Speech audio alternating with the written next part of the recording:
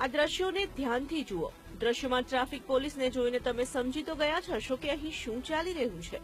આ traffic police છે સુરત શહેરની।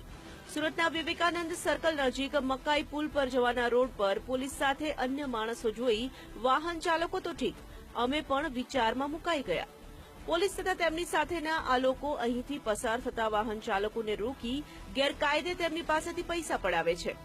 આ જુઓ, એક એક્ટિવા ચાલક સામે ટ્રાફિક પોલીસ પાવતી ફાડવાનું નાટક કરી રહી છે।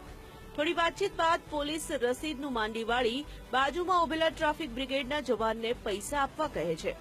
જુઓ, આ બ્રિગેડ જવાન પણ કોઈ પણ પ્રકારની શરમ વિના પૈસા ખિસ્સામાં મૂકી દે છે।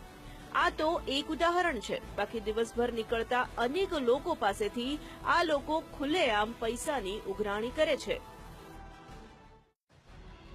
હવે જુઓ કે એક ટેમ્પા ચાલકને ટ્રાફિક પોલીસ કેવી ગોળ ગોળ ફેરવી રહી છે। સૌપ્રથમ ટેમ્પાને સાઈડ બતાવીને તેને રોકવામાં આવે છે, ત્યારબાદ ટ્રાફિક પોલીસ તેની સાથે કંઈક વાતચીત કરે છે।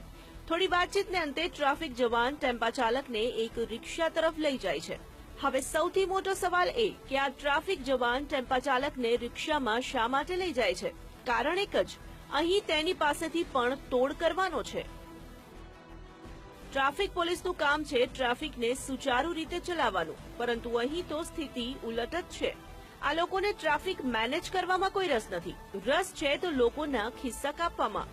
ચોર તો જાણ્યા બહાર ખિસ્સા કાપે, પરંતુ આ લોકો તો ખુલ્લેઆમ લોકોના ખિસ્સા કાપી રહ્યા છે। સુરતથી પ્રવીણ ચાવડા સાથે બ્યુરો રિપોર્ટ, VTV ન્યૂઝ।